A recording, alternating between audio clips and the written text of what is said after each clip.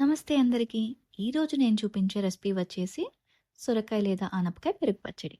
ఈ సొరకాయని చాలామంది ఇష్టపడరు. ఒక్కసారి ఇలా చేసి చూడండి, చాలా ఇష్టంగా తింటారు. ఇంకెందుకు ఆలస్యం, ఈ సొరకాయ పెరుగు పచ్చడిని ఎలా చేయాలో చూద్దాం. ఇవన్నీ సొరకాయ పెరుగు పచ్చడికి కావాల్సిన ఇంగ్రీడియంట్స్. ముందుగా గిన్నెలోకి సొరకాయ ముక్కల్ని వేసుకుని, కొంచెం ఉప్పు, కొంచెం వాటర్ వేసుకుని మూత పెట్టేసి ఒక 10 మినిట్స్ పాటు ఉడకనివ్వాలి. ఈ సొరకాయకి ఎక్కువ వాటర్ అవసరం లేదు, తొందరగానే ఉడికిపోతుంది. ఇప్పుడు ప్యాన్‌లోకి కొంచెం ఆయిల్ వేసుకొని, ఆయిల్ హీట్ అయ్యాక తాలింపు గింజల్ని వేసుకోవాలి. ఒకసారి బాగా కలిపేసుకోవాలి. ఇప్పుడు ఈ తాలింపు గింజలు వేగిపోయాయి. దీనిలోకి పచ్చిమిరపకాయ ముక్కల్ని వేసేసుకొని, దీన్ని కూడా బాగా వేయించుకుందాము. ఇప్పుడు దీనిలోకి కొంచెం అల్లం తురుముని వేసుకోవాలి. ఈ అల్లం తురుముని స్కిప్ చేయకండి.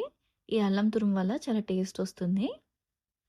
నెక్స్ట్ దీనిలోకి కొన్ని కరివేపాకు రెమ్మలు, అలానే కొంచెం కొత్తిమీర వేసుకొని బాగా కలుపుకుందాం. ఇప్పుడు కొంచెం పసుపు వేసుకుని, ఈ పసుపంతా ఆయిల్‌కి పట్టేలాగా ఒకసారి కలిపేసుకుందాము. ఇప్పుడు దీనిలోకి ముందుగా మనం ఉడకపెట్టుకున్న సొరకాయ ముక్కలనంతా వేసుకొని, ఒక 2 మినిట్స్ పాటు ఇదంతా బాగా కలుపుకుందాం. నెక్స్ట్ దీనిలోకి పెరుగు వేసేసుకొని, ఈ పెరుగుని కూడా ఒక 2 మినిట్స్ పాటు బాగా కలుపుకుందాం. నా ఛానల్‌ని ఎవరైతే ఫస్ట్ టైమ్ చూస్తున్నారో సబ్స్క్రైబ్ చేసుకోవడం మాత్రం మర్చిపోకండి. కొన్ని పచ్చి ఉల్లిపాయ ముక్కల్ని వేసుకొని బాగా కలుపుకోవాలి. అంతే, చూసారు కదా ఎంత సింపుల్‌గా సొరకాయ పెరుగు పచ్చడి రెడీ అయిపోయిందో.